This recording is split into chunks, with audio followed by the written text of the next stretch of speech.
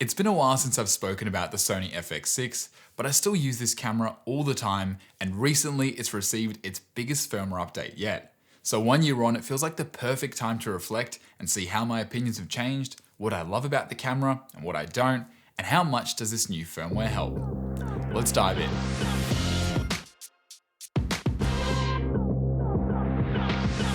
Looking back on my initial thoughts and impressions of the FX6, I can clearly see my main frustrations with this camera came from trying to operate and use it like the Canon C200 I had beforehand.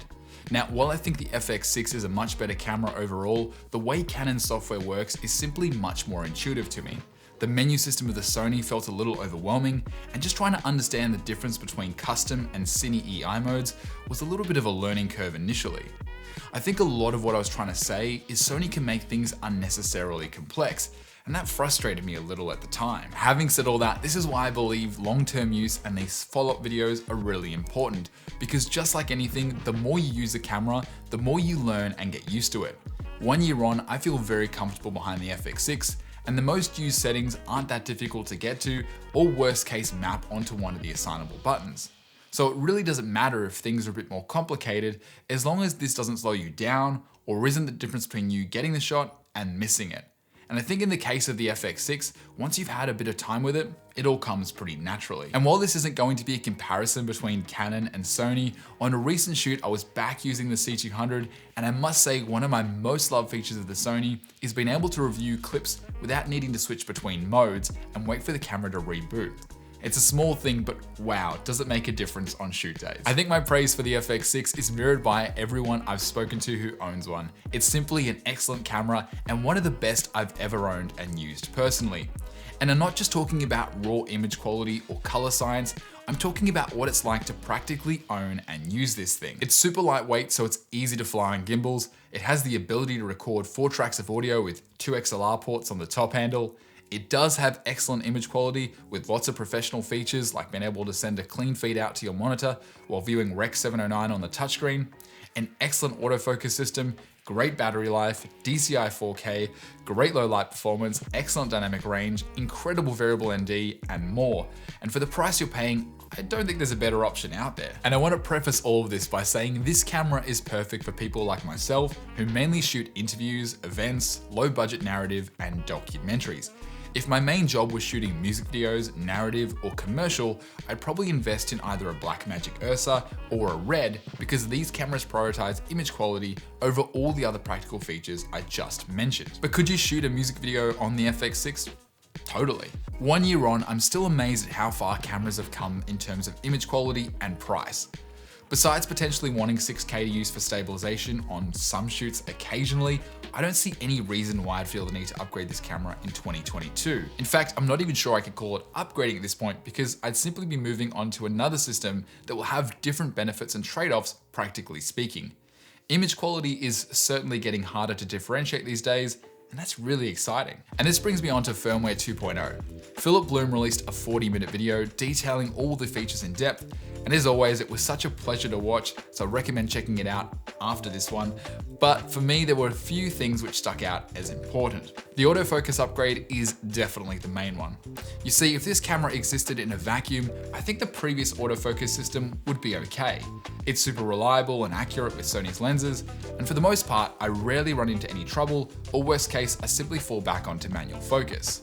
But the problem is Sony's Alpha line exists. I also own the A7S III, which shares a lot of the same foundations, and its autofocus system is so much more intuitive and easy to operate. With Firmware 2.0, this has been addressed, and there's now an option to simply touch the screen for tracking, and this is such a welcome addition and makes it super easy to keep something in focus, rather than having to worry the camera will get distracted and find something else. We're also seeing the same option as the FX9 for face-only mode, which is something I've missed from my Canon C200.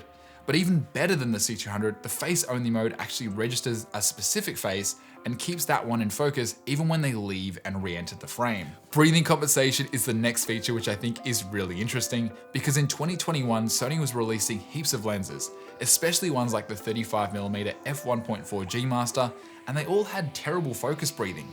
I remember being a little disappointed because at the same time Sony was killing it in the video world with the release of the FX6 and A7S III, but these lenses weren't easy choices to make because of these drawbacks. I never thought the software would be utilized to fix it, however that's exactly what Sony has done. There's only a limited list of lenses supported, thankfully including that 35mm f1.4, but once you turn the feature on, it crops in to compensate for the field of view change. As you go to infinity on the lens, it crops more, and at close focus, it crops less. I tested this feature with my 24-105 f4 and my 85mm f1.4, and the crop wasn't too bad at all, to the point at which I think I'm happy to keep this feature on most of the time. However, I will say a lot of my jobs do involve static interviews with limited focus changes, so in these cases I'll most likely have the feature turned off to regain some more of the image. The last few ones I want to quickly mention are ProRes RAW from HDMI, which is great, and Philip Bloom highlighted some of the benefits here of using HDMI over SDI, including having a higher resolution image. However, if you're using this in a professional environment, SDI is still a more reliable and professional connector, which I would highly recommend. Also, ProRes RAW still isn't supported in DaVinci Resolve, and don't hold your breath, so I can't see myself using this feature very much at all. There's bokeh control, which keeps the camera at the same exposure when you change the aperture by ramping the variable ND and gain adjustment. And while this can produce a cool effect for narrative or potentially music video projects, I think it's more intended for people who need to quickly change their depth of field without needing to re-expose. I tried the feature myself, and if you are trying to do an aperture ramp for a shot, you'll need to make sure you don't do it too quickly, or there will be a delay where the exposure dips or rises first before the camera catches up. The second thing you need to make sure is that you set it up properly, because once you hit the ceiling or the floor, the exposure will just increase or decrease because you've reached the limit of the ND filter or the gain. In my case, using it inside, I was able to use the high sensitivity mode to go from f1.4 to f4 before the exposure just started to decrease. And lastly is picture case recording, which is great if you do a lot of work in wildlife or sport where the subject is quite unpredictable. This feature basically allows the camera to keep rolling all the time for a preset amount of seconds, and when you hit record, that previous amount of time is also captured onto the file. So rather than recording for 20 minutes while you wait for the bird to fly off, you can simply hit record during or after its flight to still capture it. Again, I love having the option to use this feature, but I can't see myself using it too often in my line of work. So what's the verdict? You could probably tell I love this camera, and honestly, while Firmware 2.0 is a great addition, all it's doing is making this excellent camera even better. And with features like picture case recording, it's now becoming a viable, lower cost option for a whole new market of people. For me personally, it's the autofocus upgrades, which I've wanted since the beginning of owning this camera, which have me very excited. The only feature I could possibly wish for at this point is the ability to use the USB-C port with an adapter to plug a 3.5mm microphone input in. Honestly, that's probably the one oversight of this camera, is without the top handle, there are no audio inputs, and when flying this camera on a gimbal, dual system sound is basically a must. My recommendation is if you're on the fence about getting this camera, you'll be very happy with it. And as I mentioned, if you're looking for the best balance of practical features and image quality in the $10,000 range, there's nothing else that can beat it.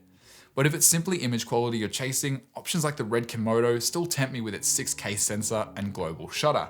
However, when I think about all my upcoming projects and how versatile and easy the FX6 is to operate, it's a no-brainer. I hope you've enjoyed the video. Let me know if there's anything you'd like to see more of, and please like and subscribe to the channel if you haven't already. And I'll see you all in the next one.